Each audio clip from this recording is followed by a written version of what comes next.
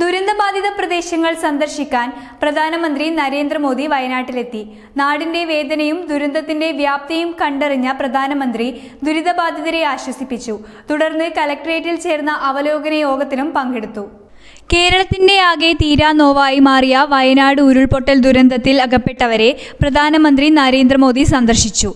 ദുരന്തബാധിത പ്രദേശങ്ങൾ വ്യോമമാർഗം നിരീക്ഷിച്ച് ദുരന്തത്തിന്റെ വ്യാപ്തി മനസ്സിലാക്കിയ പ്രധാനമന്ത്രി തുടർന്ന് റോഡ് മാർഗം ഉരുൾപൊട്ടലിൽ തകർന്ന ചൂരൽമലയിലെത്തി. ദുരന്തത്തിനിരയായ വെള്ളാർമല സ്കൂളും തകർന്ന വീടുകളും അദ്ദേഹം നേരിട്ട് കണ്ടു. പിന്നീട് അദ്ദേഹം ദുരിതാശ്വാസ ക്യാമ്പും പരിക്കേറ്റവർ ചികിത്സയിൽ കഴിയുന്ന ആശുപത്രിയും സന്ദർശിച്ചു. മുഖ്യമന്ത്രി പിണറായി വിജയൻ, ഗവർണർ ആരിഫ് മുഹമ്മദ് ഖാൻ, കേന്ദ്രമന്ത്രി സുരേഷ് ഗോപി എന്നിവർക്കൊപ്പമായിരുന്നു പ്രധാനമന്ത്രിയുടെ സന്ദർശനം.